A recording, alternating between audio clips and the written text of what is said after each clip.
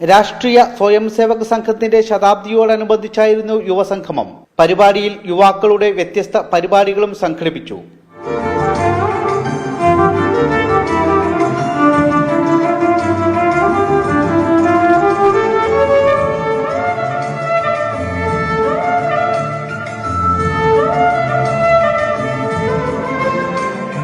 Malappuram Manjeri Hilton convention സെന്ററിൽ നടന്ന ചടങ്ങിൽ RSS പ്രാന്ത കാര്യകാരി സദസ്യൻ വത്സൻ തില്ലങ്കേരി മുഖ്യ പ്രഭാഷണം നടത്തി. രാഷ്ട്രഗീതമായ വന്ദേമാതരത്തെ തള്ളിപ്പറയാനും വോട്ടിനു വേണ്ടി ആരുടെ കാല് നക്കാനും മടിയില്ലാത്ത അവസ്ഥയിലേക്ക് നമ്മുടെ ഭരണാധികാരികൾ എത്തിയെന്ന് അദ്ദേഹം പറഞ്ഞു.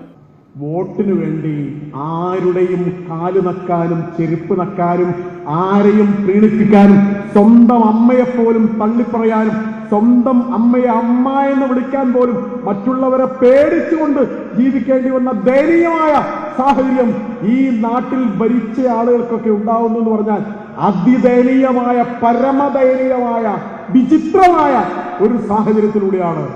വന്ദേമാതരം ഒരു മതത്തിൻ്റെതല്ലെന്നും സംസ്കാരത്തിന്റെ ഭാഗമാണെന്നും ആ സംസ്കാരത്തിൽ എല്ലാ മതവിഭാഗക്കാർ ഉൾപ്പെട്ടിട്ടുണ്ടെന്നും അദ്ദേഹം പറഞ്ഞു. സരസ്വതിക്കും ലക്ഷ്മിക്കൊന്നും മതമില്ല, അതിലൊന്നൊരു വർഗീയതയില്ല. ഇവിടുത്തെ മുസ്ലിം ആയാലും ക്രിസ്ത്യാനി ആയാലും ഇവിടുത്തെ ആളുകളെല്ലാവരും ഈ നാടിന്റെ മക്കളാണ്. ഈ നാടിന്റെ പാരമ്പര്യം ഒന്നാണ്, നമ്മുടെ പൂർവികത ഒന്നാണ്, നമ്മുടെ സംസ്കാരവും പൈതൃകവും ഒന്നാണ്.